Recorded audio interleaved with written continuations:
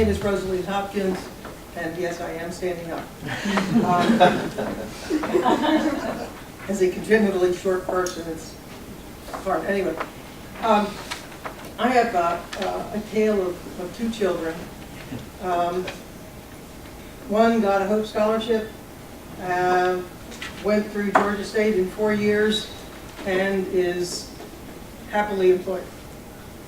I have a son who was on the 19-year plan for an associate's degree. And at one point I looked at him and I said, you know, honey, this is not working for me.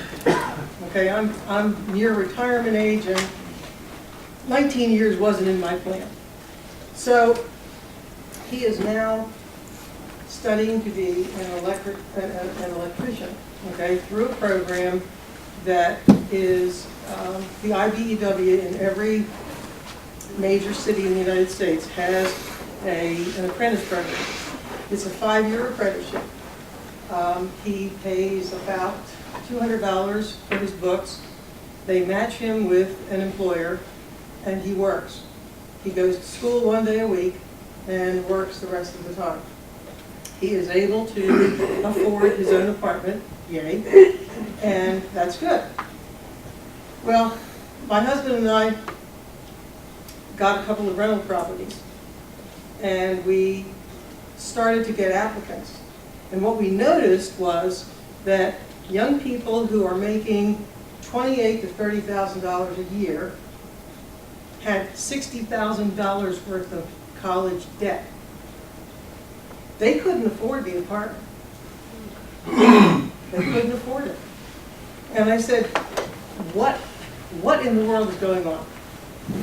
What is going on? How can these kids ever afford beyond that? You start with $60,000 worth of debt, and the other thing that shocked the heck out of me was all of them have deferred it. They've deferred payment on it, and I don't think that they understand at all that deferment is simply adding to the interest. So, when I went to higher education, people would say, what are you going to be when you get out of college? My wise-ass response was, educated. Okay? That apparently, however, is not enough today. So my question is this, and I've got several of them. One is it time for a hybrid model in higher education? One of the reasons that a university education is valuable beyond what you know about a particular subject that you majored in is that it gives us a way of talking to each other that we can all understand. Somebody makes an allusion, you say, oh yeah, I know that because I studied that. Okay? So that's valuable. But right now we're looking at universities and schools of higher education as training grounds.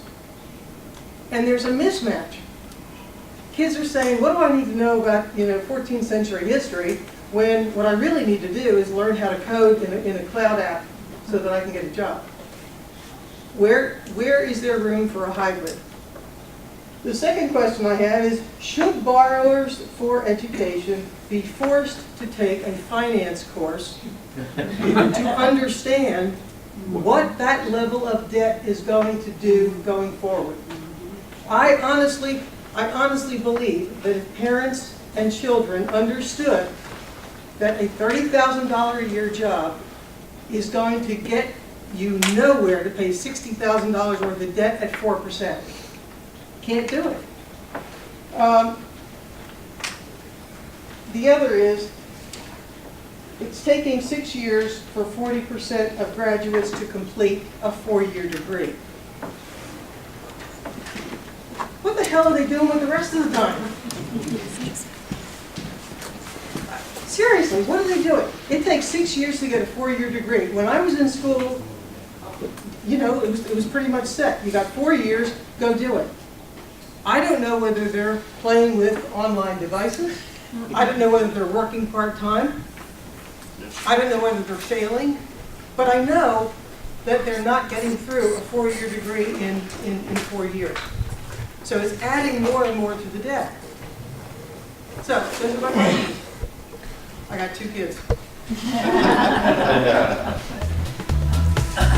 Gordon. Yeah, Gordon Rogers.